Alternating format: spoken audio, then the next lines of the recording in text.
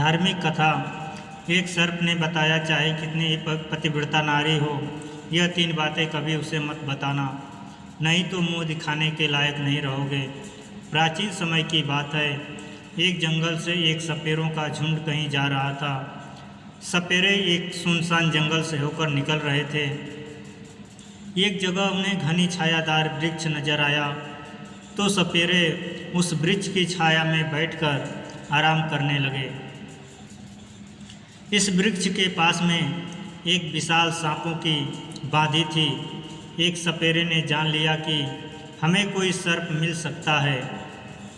सपेरों का तो काम ही होता है सांपों को पकड़ना। अपने साथियों से कहा कि हमें यह बिल खोदकर देखना चाहिए। दोस्तों, सपेरों ने आपस में विचार किया और सपेरे उस सांप के बिल को खोदना शुरू कर दिए। उस बिल से एक बहुत ही भयंकर काला नाग निकला। सपेरों ने उस नाग को पकड़ लिया और पकड़कर अपने पिटारे में बंद कर लिया। सभी सपेरे उस सर्प को पिटारे में रखकर वहाँ से चलने लगे। चलते चलते उन सपेरों ने विचार किया कि हम इस नाग का जहर निकाल देते हैं। कुछ दूर आगे चलने पर उन्होंने उस पिटारे को खोल लिया जिसमें वह नाग बंद था। सपेरों ने जब पिटारे को खोलकर देखा तो सभी सपेरे उस पिटारे को देखकर हैरान रह गए कि इस पिटारे के अंदर से नाग गायब हो चुका था और उस जहरीले नाग की जगह उस पिटारे एक बहुत ही सुंदर और कीमती नौलखा हार रखा हुआ था। उस नौलखा हार देखकर सपेरे बड़े प्रसन्न हुए। सभी सपेरे इस बात को सोचकर हैरान थे कि हमने तो कल सर्प पकड़ा था, यह हार कहाँ से आ गया। लेकिन चलो, अच्छा ही है, यह हार तो और भी ज़्यादा कीमती है। चलो हम इसे लेकर राजा के पास चलते हैं। राजा इस हार के बदले में हमें मुहमांगा धन दे देगा।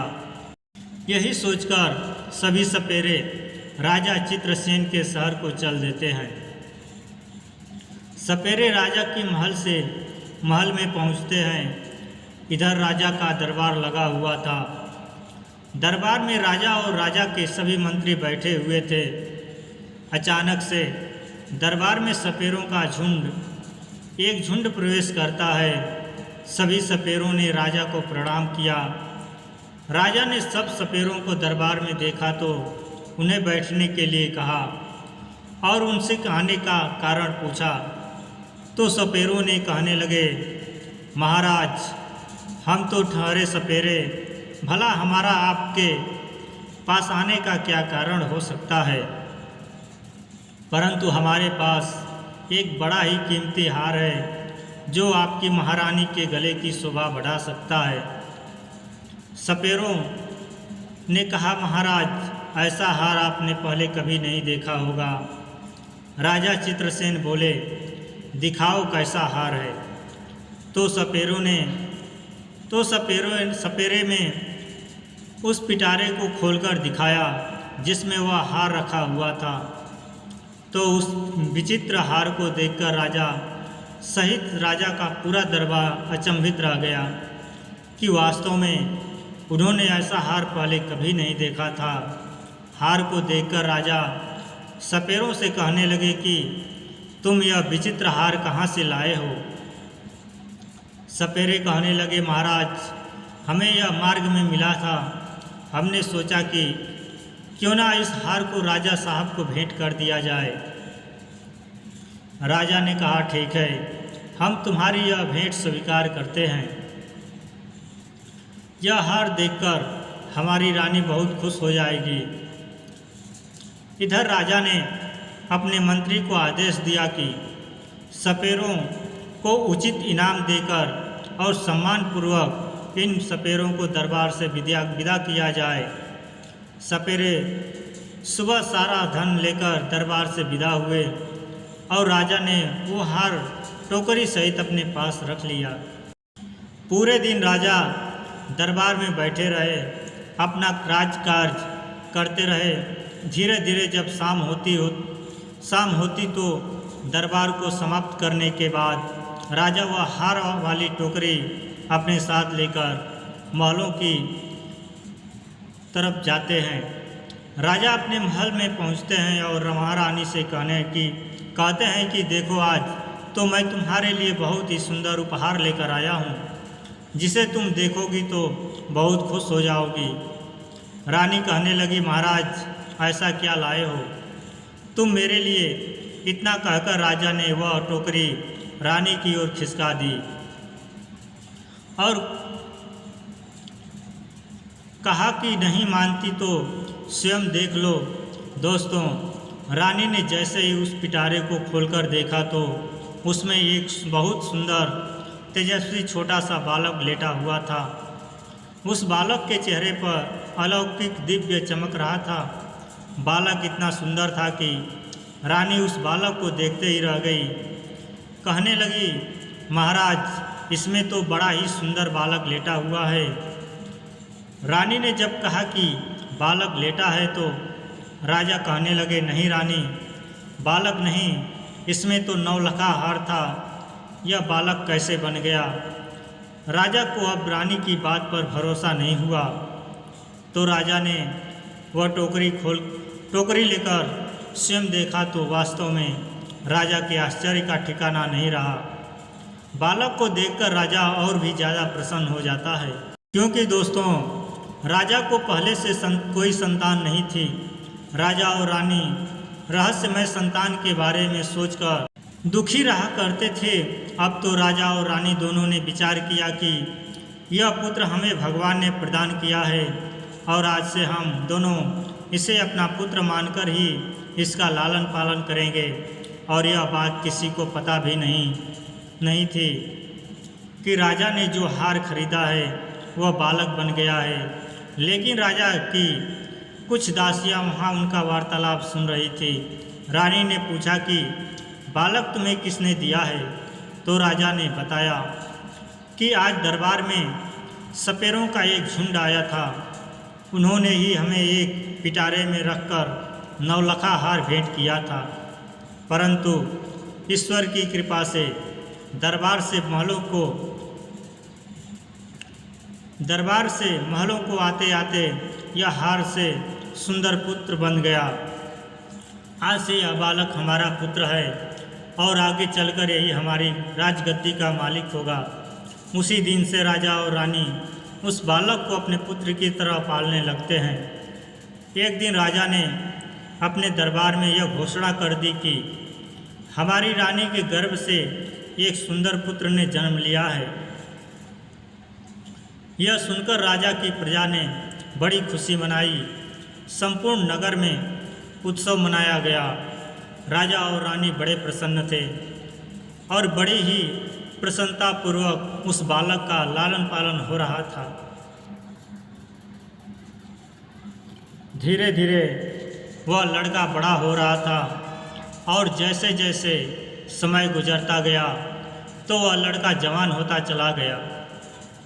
अब समय आ गया जब वह लड़का शादी के योग्य हुआ तो महाराज के मन में विचार आया कि अब मेरे पुत्र का विवाह कर दिया जाए। एक दिन राजा ने अपनी महारानी से कहा कि अब हमारा पुत्र विवाह के योग्य हो गया है और अब इसका सुंदर कन्या से विवाह कर देना चाहिए। राजा का यह प्रस्ताव रानी को भी बहुत पसंद आया। रानी बोली, महाराज शुभ काम में देरी कैसी, जितनी जल्दी हो सके आप मेरे पुत्र का विवाह कर दीजिए।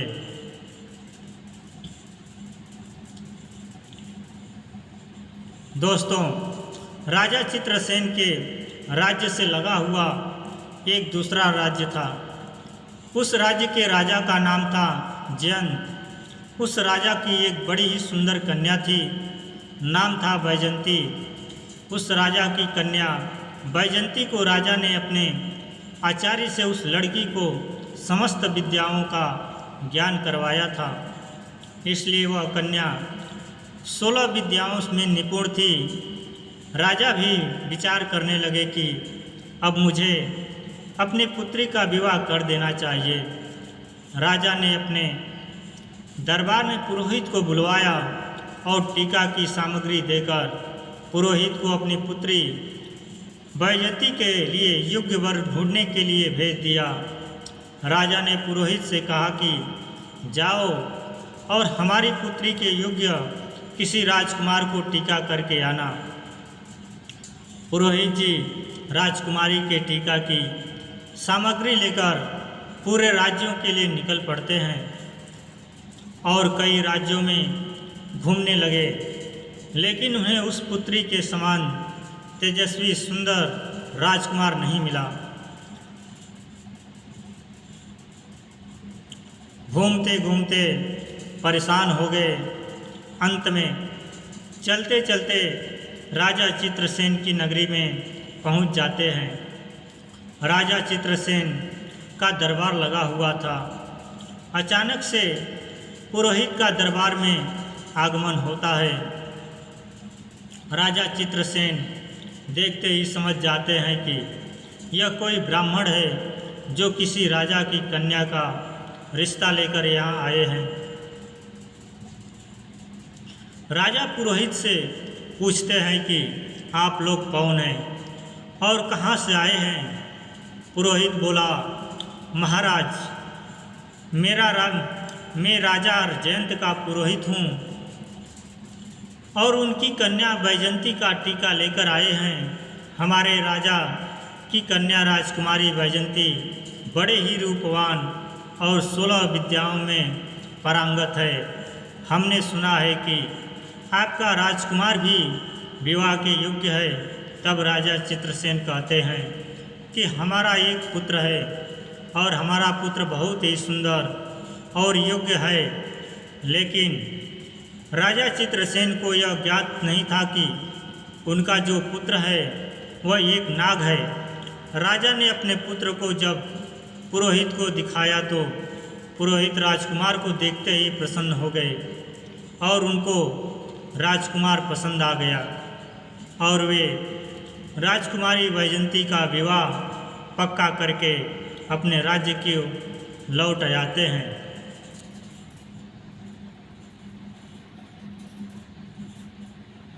धीरे धीरे समय गुजरा।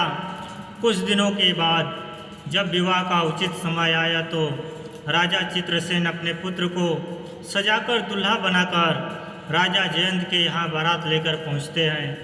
वहाँ पहुँचते ही राजा जयंत उनका खूब अच्छे से स्वागत सत्कार करते हैं और अपनी पुत्री का विवाह राजकुमार के साथ कर देते हैं।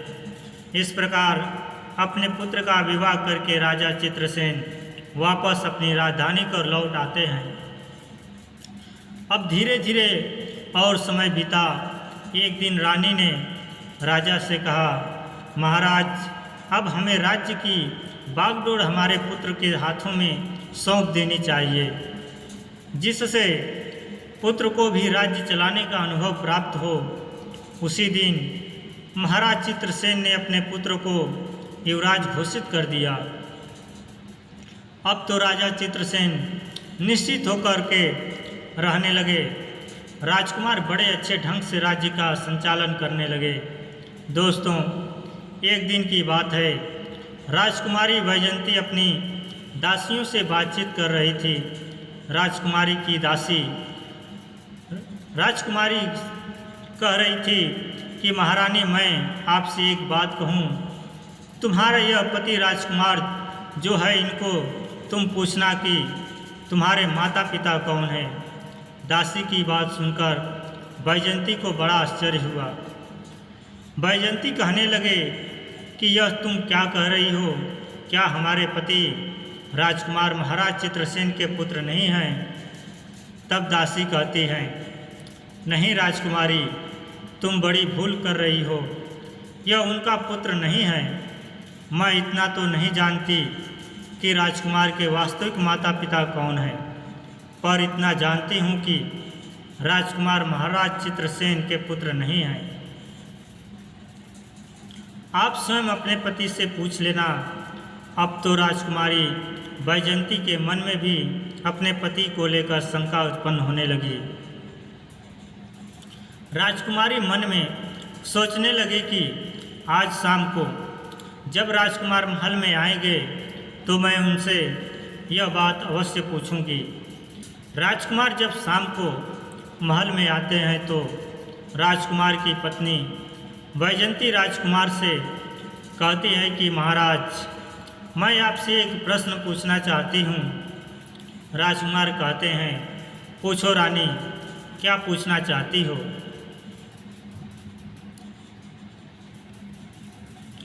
तब राजकुमारी पूछती है कि मुझे यह बताइए कि तुम्हारे माता पिता कौन हैं और तुम किस वंश के हो। यह बात सुनकर के राजकुमार कहने लगा, रानी, क्या तुम्हारी मति मारी हुई गई है? महाराज चित्रसेन और महारानी मेरे माता पिता हैं। तब वैजयंती बोली कि नहीं महाराज, आप मुझसे कुछ छुपा रहे हैं। कृपया सच सच बताइए, तुम्हें माँ गंगा की कसम है, तुम मुझे यह भेद जरूर बताओ। अब तो यह बात सुनकर के राजकुमार बड़े धर्म संकट में फंस जाते हैं। राजकुमार सोचने लगे कि आज किसी न किसी ने इसके मन में यह प्रश्न पैदा कर दिया है कि इसको जरूर किसी ने बहकाया है और यह पूछे बिना मानेगी नहीं। दोस्तों, राजकुमार ने अपनी पत्नी को बहुत समझाया कि देखो, मैं महाराज का भी पुत्र हूँ, तुम क्यों व्यर्थ में हमारा दिमाग खराब कर रही हो। अब तो राजकुमारी हट कर गई कि अब तो तुम्हें मुझे बताना ही पड़ेगा कि तुम किस वंश के हो, तुम्हारे माता पिता कौन हैं। अब तो राजकुमार सोचने लगा कि लगता है मुझे इसको बताना ही पड़ेगा, यह पूछे बिना मानेगी नहीं। राजकुमार बार बार अपनी पत्नी से कहता है कि मान जाओ, अभी भी समय है, तुम मुझसे यह बात मत पूछो, वरना बहुत पछताओगी। लेकिन राजकुमारी तो मानो जिद ही कर बैठी थी। कहने लगी, नहीं बताओगे तो मैं भोजन ग्रहण नहीं करूँगी, मैं समझूंगी कि तुम मुझसे झूठा प्रेम करते हो। यह बात सुनकर के राजा का पुत्र कहने लगा कि ठीक है, नहीं मानती हो तो ठीक है, मैं तुम्हें यह बात बताऊंगा, पर यहाँ नहीं, हम कल महलों से बाहर वन में विहार करने के लिए चलेंगे और वहाँ चलकर मैं तुम्हें सब कुछ बता दूंगा। अब तो रथ सजाया, उसमें राजकुमार और राजा की पत्नी वैजयंती दोनों बैठ जाते हैं और वन विहार करने का बहाना करके दोनों महलों से निकल जाते हैं और एक नदी के किनारे आ जाते हैं।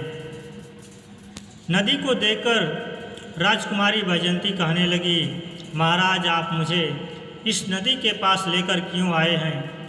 क्या इस नदी से तुम्हारा कोई संबंध है? तब राजकुमार कहता है, मैं फिर तुमसे कहता हूँ कि मान जाओ और मुझसे मेरे वंश के बारे में मत पूछो, वरना तुम्हें बहुत पछताना पड़ेगा।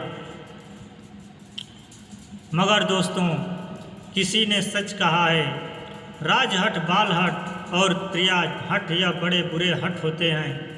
राजकुमार के समझाने पर भी राजकुमारी नहीं मानी और कहने लगी, नहीं महाराज, मुझे यह जरूर बताओ कि तुम्हारे माता पिता कौन हैं और तुम किस वंश के हो। राजकुमारी वैजयंती जब नहीं मानती है तो राजकुमार उस नदी में नीचे उतर जाता है और कमर तक के जल में जब वह पहुंच जाता है तो कहने लगता है कि रानी, अभी भी समय है, तुम मुझसे यह बात मत पूछो, अभी कुछ बिगड़ा नहीं है। लेकिन राजकुमारी कहने लगी, चाहे कुछ भी हो जाए, लेकिन मैं यह बात पूछ कर ही रहूँगी। इस प्रकार राजकुमार नदी के और गहरे जल में उतर जाता है। जब छाती तक जल में पहुंच जाता है तो राजकुमार फिर रानी को समझाकर बोला कि रानी, मान जाओ, आपका पूछना मुझे आपसे दूर कर सकता है। राजकुमारी बोली, चाहे कुछ हो जाए, आप इस भेद को मेरे सामने जरूर रखोगे। तब राजकुमार और आगे बढ़ा और जब अपने मुख के बराबर जल में आया तो कहने लगा, रानी अभी तेरे पास समय है। यह जानने की कोशिश मत करो कि मैं कौन हूँ। परंतु रानी नहीं मानी। दोस्तों, फिर क्या होता है, राजकुमार ने अपना असली नाग का रूप धारण कर दिया और नदी के जल के ऊपर अपना फन दिखाने लगा। अपना फन दिखाने के बाद वह नदी के अंदर समा गया और फिर निकलकर बाहर नहीं आया। राजकुमारी बैजयंती ने राजकुमार को खोजने की बहुत कोशिश की, मगर राजकुमार का कहीं पता नहीं चला। जब काफ़ी देर हो गई और राजकुमार नहीं लौटा तो राजकुमारी बैजयंती घबरा गई, क्योंकि अब उसका पति नाग बनकर कहीं चला गया था। बैजयंती ने वहाँ से उसे खोजने की बहुत कोशिश की, बहुत प्रतीक्षा की, लेकिन वह नहीं मिला। अब तो बैजयंती अपने रथ को लेकर के अपने सारथी से कहती है कि चलो महलों को चलो और महाराज को सूचित करो कि उनके पुत्र नदी में डूब गए हैं।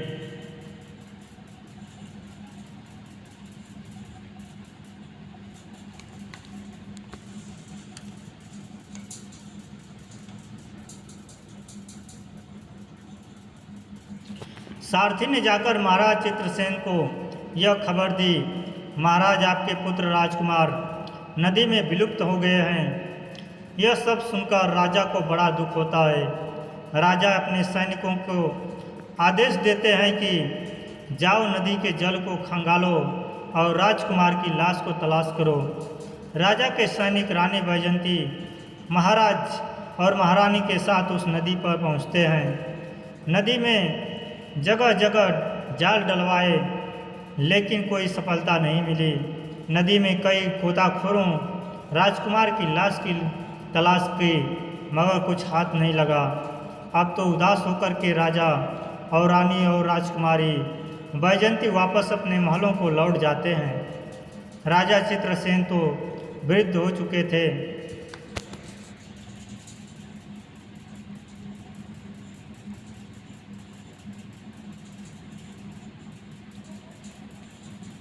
और अब पुत्र का दुख उनके ऊपर और आ गया था। राजा के मन में तो यही था कि नदी में डूब करके उनका पुत्र मर गया है। महारानी बैजयंती भी बड़ी दुखी रहने लगी और मन में अपने आप को कोसने लगी कि मैंने बहुत बुरा किया, मेरे ही कर्मों के कारण आज मेरा पति मुझसे दूर चला गया। यदि मैं उनसे उनके वंश के बारे में पूछने की जिद ना करती तो शायद मेरा पति मुझसे दूर नहीं होता। लेकिन राजकुमारी बैजयंती बड़ी विद्वान थी, 16 विद्याओं में निपुण थी। काफ़ी सोच विचार के बाद उसे एक तरकीब सूझती है। राजकुमारी ने अपने संपूर्ण नगर में यह घोषणा करवा दी कि कोई भी व्यक्ति उसे कोई नई बात सुनाएगा तो उसके बदले में उसको उचित इनाम दिया जाएगा। चाहे कोई आपत्ति विपत्ति हो या फिर प्राचीन घटना से संबंधित हो, कोई भी कहानी हो या कथा हो, जो कुछ भी जो कोई सुनाएगा उसको उचित इनाम दिया जाएगा। दोस्तों, अब तो रानी बैजयंती रोज कथा सुनती। रानी बैजयंती के पास कथा सुनाने वालों की भीड़ लगी रहती थी। कोई रामायण की कथा सुना रहा था, कोई किसी राजा का इतिहास सुनाता। अब तो राजकुमारी बैजयंती का यही काम था। वह सुबह से लेकर शाम तक नई नई कहानियाँ को सुनती रहती थी। दोस्तों, इस प्रकार कुछ समय निकला। एक दिन क्या हुआ, उसी राज्य का एक बूढ़ा आदमी पास के ही एक जंगल से गुजर रहा था। उस बूढ़े आदमी को उस जंगल को पार करते करते जंगल में ही रात्रि हो गई।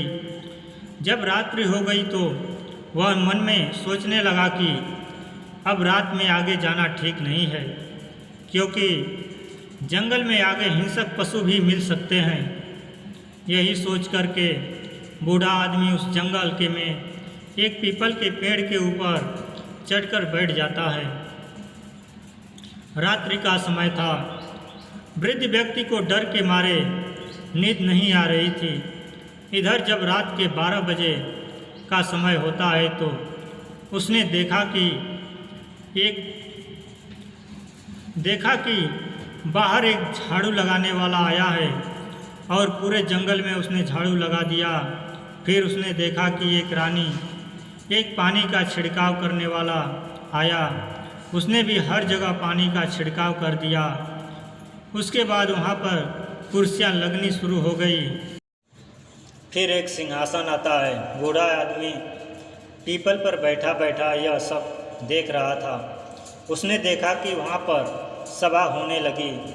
वह बूढ़ा व्यक्ति बहुत घबरा रहा था। मन में सोच रहा था कि यह सब क्या हो रहा है और यह लोग कौन हैं और आज क्या यह मुझे जिंदा छोड़ेंगे या नहीं। वहाँ एक से एक विचित्र अतिथि आने शुरू हो गए थे।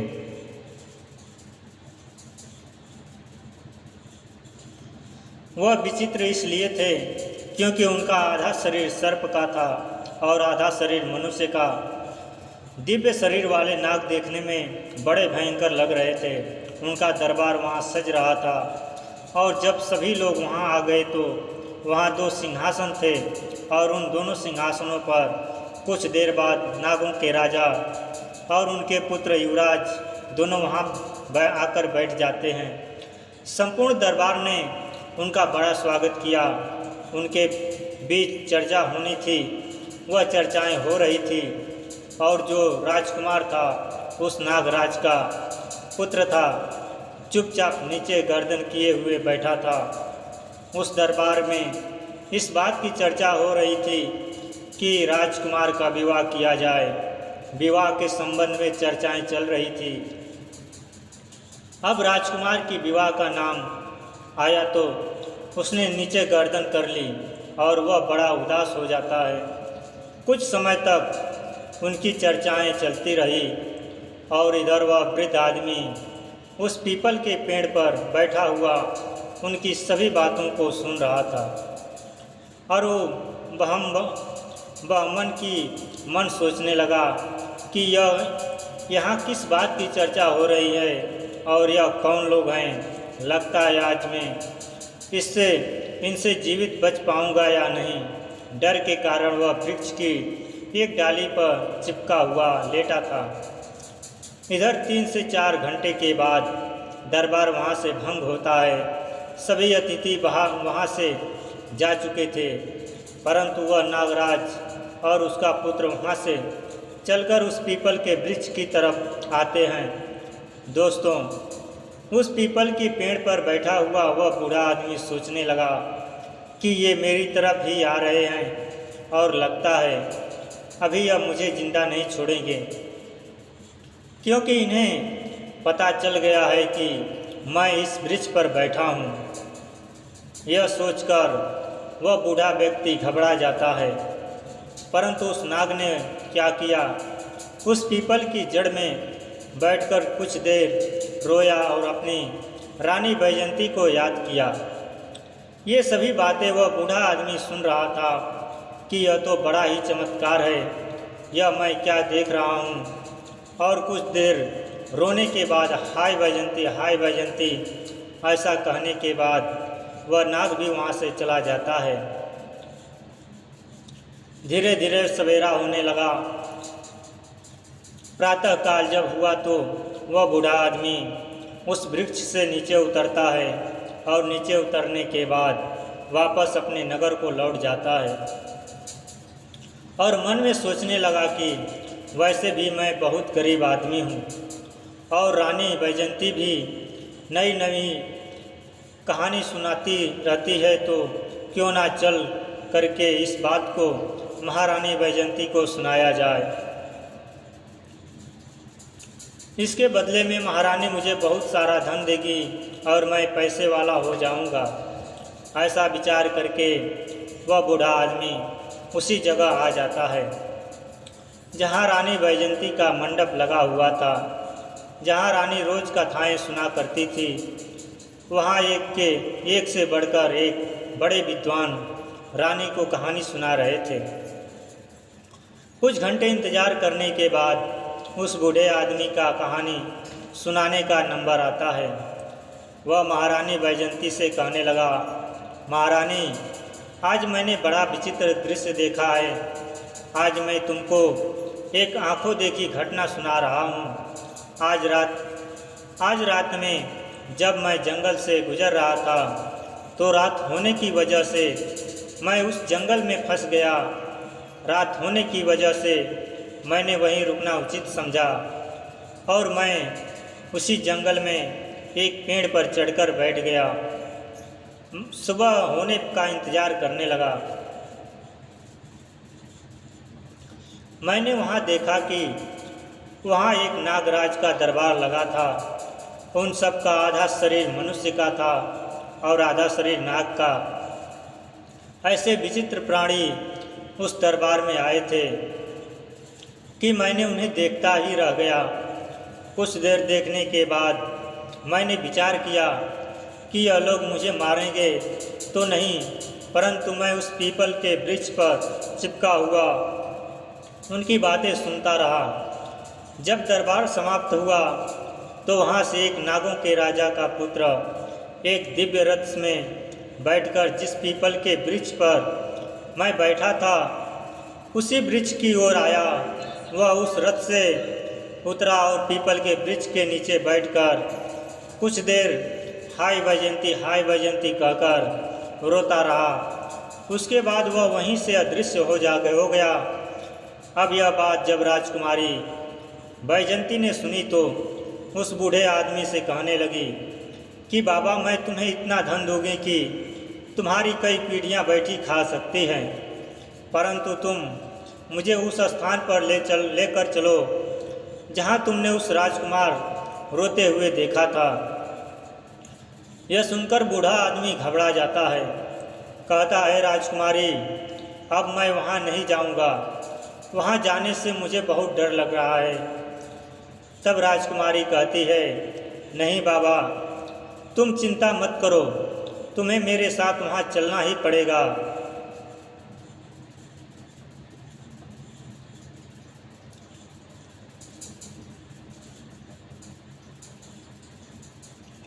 इतना कहकर रानी बैजंती ने एक सोने की मोहरों से भरी हुई थैली उस बूढ़े आदमी को दे दी और कहा कि मैं तुम्हें और भी सोने की मोहरें दूंगी, तुम मुझे उस स्थान पर पहुंचा दो। बूढ़ा आदमी रानी दोबारा दी गई सोने की मोहरों को लेकर खुश हो जाता है और वह राजकुमारी बैजंती को लेकर उस जंगल की तरफ चल देता है। उसी स्थान पर जाकर बूढ़े आदमी ने बताया, राजकुमारी, मैंने इसी पीपल के वृक्ष के ऊपर बैठ कर सब कुछ देखा। राजकुमारी बोली, तो बाबा, मैं भी आज तुम्हें अपनी आँखों से देखना चाहती हूँ। इस प्रकार वह बूढ़ा आदमी और रानी बैजंती उस दृश्य वृक्ष के ऊपर चढ़कर बैठ जाते हैं और वो इंतज़ार करते हैं उस दरबार का। दोस्तों, इंतज़ार करते करते पूरी रात निकल जाती है, लेकिन वहाँ पर कोई नहीं आता है। उस दिन ना तो कोई दरबार सजता है, ना कोई नाग आता है। अब तो बैजंती उस वृद्ध व्यक्ति पर क्रोधित हो जाती है और कहती है, बाबा, तुमने झूठ बोला है और इसके लिए मैं तुम्हें कड़ी से कड़ी सज़ा दे सकती हूँ। वह बूढ़ा आदमी कहने लगा, नहीं महारानी, मैंने कोई झूठ नहीं बोला। मैंने जो अपनी आँखों से देखा था वही आपको बताया था। रानी बोली, तो फिर आज क्या हुआ? बूढ़े व्यक्ति ने कहा, यह मैं भी नहीं जानता कि वो लोग आज क्यों नहीं आए। दोस्तों, रानी बैजंती निराश होकर अपने महल को लौट जाती हैं। इधर वह बूढ़ा आदमी मन ही मन में परेशान रहने लगता है कि मैं रानी के सामने झूठा पड़ गया। वह बूढ़ा आदमी सोचने लगता है कि उस दिन कौन सी तिथि थी जिस दिन उस जंगल में दरबार लगा था। उसने ये बात ज्योतिषियों से पूछी। ज्योतिषी ने बताया कि उस दिन पूर्णिमा की तिथि थी। चंद्रमा पूर्ण तरह से उदय हुआ था और ऐसे अवसर पर देवताओं की सभाएं कुछ क्षेत्रों में हुआ करती हैं। हो सकता है तुमने उस सभा को देख लिया हो। अब तो वह बूढ़ा आदमी सोचने लगा कि अगली पूर्णिमा आएगी तब मैं रानी को लेकर वहाँ जाऊँगा। महारानी ने भी उस बूढ़े आदमी से कह दिया कि यदि तुम मुझे वह दृश्य दिखा दोगे तो मैं तुम्हें बहुत बड़ा इनाम दूंगी। इधर धीरे धीरे समय बीता और जब अगली पूर्णिमा की तिथि आई तो वह बूढ़ा आदमी महल में पहुंचता है और महारानी से कहता है कि महारानी, आज आप मेरे साथ उस जंगल में चलो, आज मैं आपको वह दृश्य दिखाऊंगा। दोस्तों, महारानी बैजंती और वह बूढ़ा आदमी दोनों जंगल की ओर चल देते हैं। वहां पहुंचकर रानी बैजंती और वह बूढ़ा आदमी उस पीपल की जड़ में छुपकर बैठ जाते हैं। जब रात्रि के 12 बजने का समय नज़दीक आता है तो वहाँ एक झाड़ू लगने वाला आता है। झाड़ू लगाने वाला आता है, उसने झाड़ू लगाया। पानी की छिड़काव करने वाला आया, उसने पानी का छिड़काव किया। फिर थोड़ी देर बाद दरबार सजने लगता है। धीरे धीरे वहाँ नाग लोग आने लगते हैं। उन नागों का आधा शरीर मनुष्य का था, आधा शरीर नाग का था।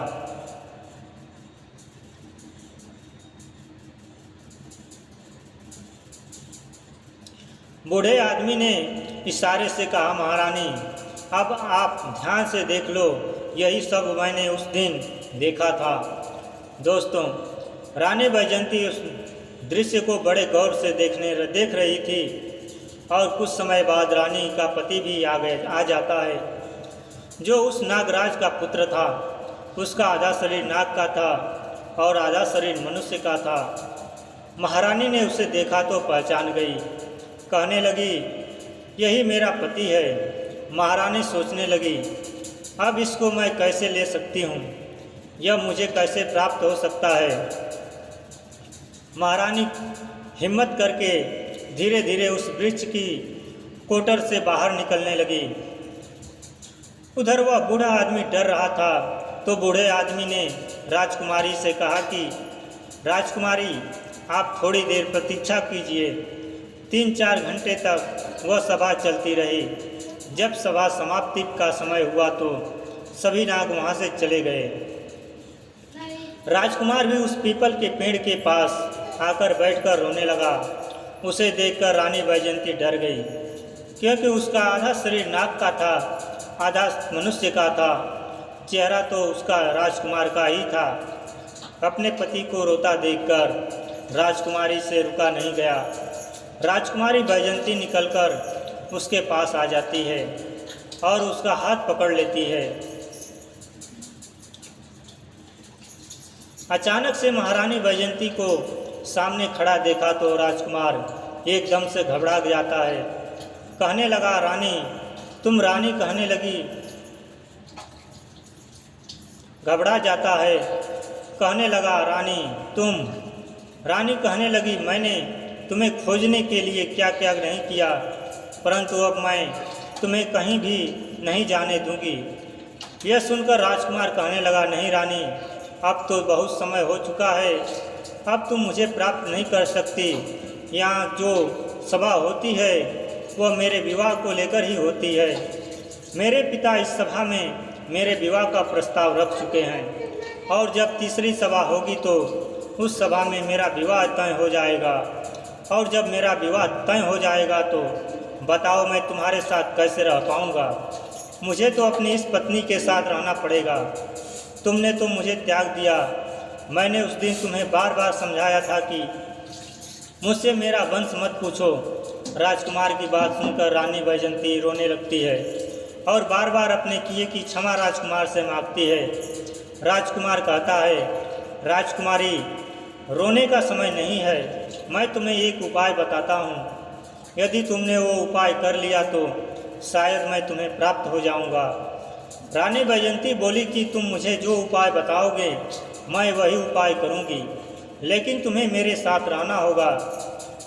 राजकुमार बोला, रानी अब मेरे जाने का समय हो गया है, मुझे मेरे पिता के दरबार में पहुंचना है, परंतु अगली पूर्णिमा के दिन तुम्हें इसी प्रकार यहाँ आकर के बैठना होगा, और जब यहाँ सवाल लगने लगे तो ध्यान रखना, तुम चुपचाप महाराज का जो सिंहासन है उसके नीचे जाकर छुप जाना है, और जब मेरे विवाह की बात चले तो तुम उस सिंहासन से नीचे से निकलकर महाराज के सामने जाकर खड़ी हो जाना, और फिर तुम मुझे महाराज से मांग लेना। अगर महाराजा ने कह दिया तो मैं तुम्हें प्राप्त हो जाऊंगा। इतना कहकर वह नाग वहाँ से अदृश्य हो जाता है। इधर महारानी बैजंती और वह बूढ़ा आदमी अपने नगर को लौट जाते हैं। रानी दुखी रहने लगी, पता नहीं मैं राजकुमार को प्राप्त कर पाऊंगी या नहीं। इधर राजा चित्रसेन भी अपने पुत्र शोक में दिन रात दुखी रहते थे। धीरे धीरे समय निकलता। इधर महारानी सोच रही थी कि अब चाहे कुछ भी हो जाए, अगली पूर्णिमा के दिन मैं अपने पति को पाकर ही रहूंगी। यह सोचकर अब रानी ने अब कथाओं को सुनना भी बंद कर दिया। धीरे धीरे समय बीता। जब तीसरी पूर्णिमा नज़दीक आई तो रानी मन में विचार कर रही थी कि आज चाहे कुछ भी हो जाए, मैं अपने पति को लेकर के ही लौटूंगी। और पूर्णिमा वाले दिन उस बूढ़े आदमी को लेकर उस पीपल के पेड़ के पास पहुंच जाती है। अब तो दोनों उस पीपल की जड़ में छुपकर बैठ जाते हैं और उस सवाल लगने का इंतज़ार करने लगते हैं।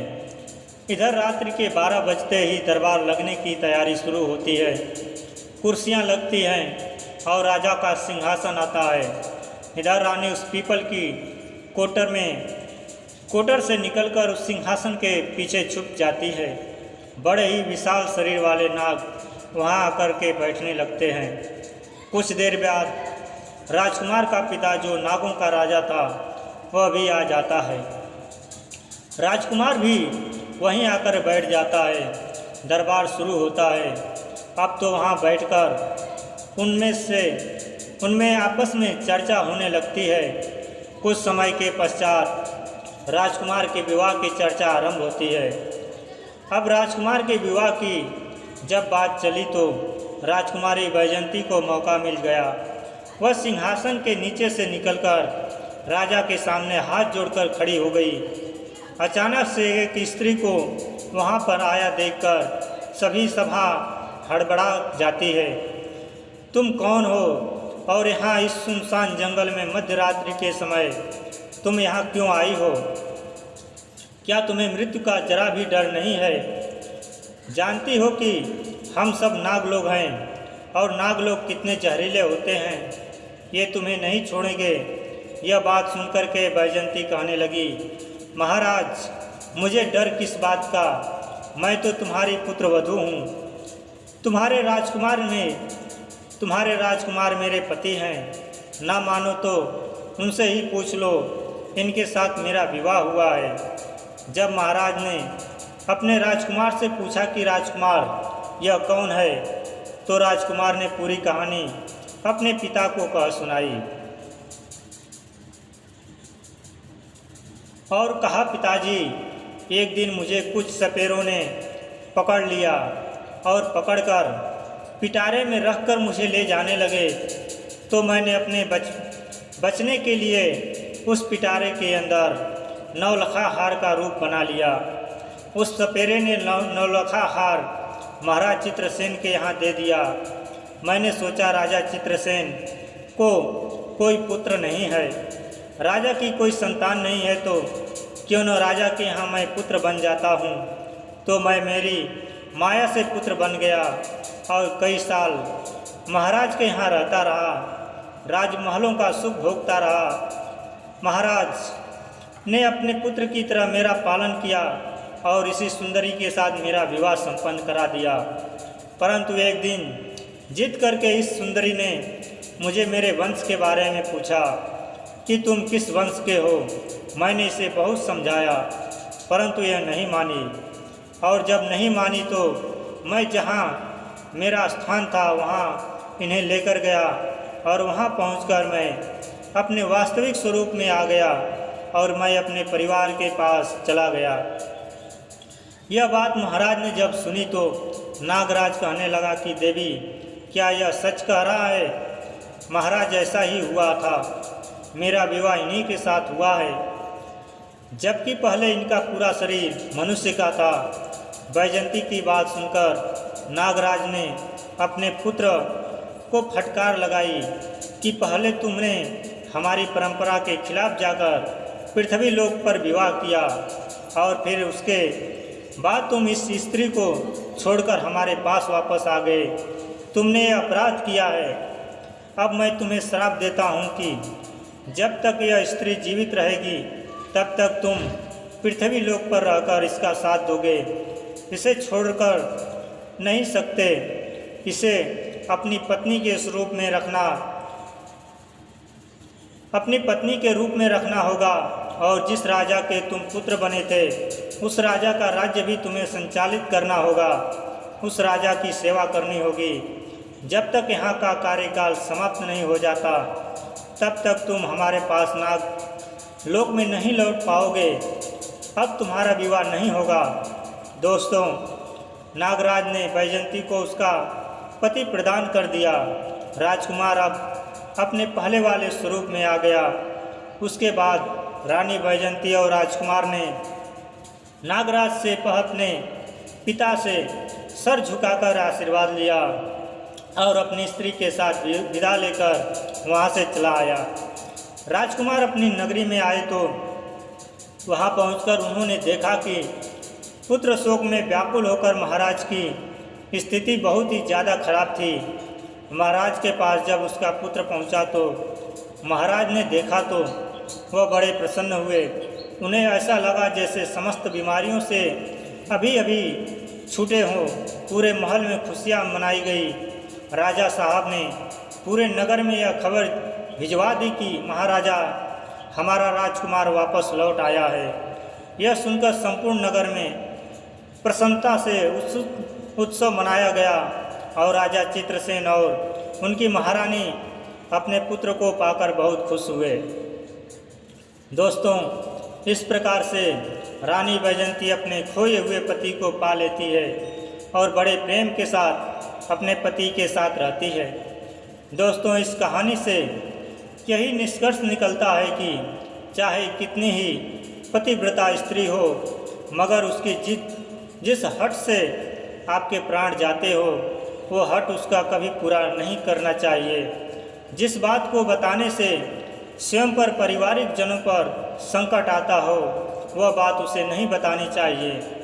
जिस बात के कहने से स्त्री का, पिता का, माता का अपमान होता हो या आपकी मान प्रतिष्ठा धूमिल होती है, उस बात को कभी ना कहें। मित्रों, यह कहानी अच्छी लगी तो हमारे चैनल को लाइक और सब्सक्राइब जरूर करिए। धन्यवाद। राधे राधे। जय श्री कृष्णा।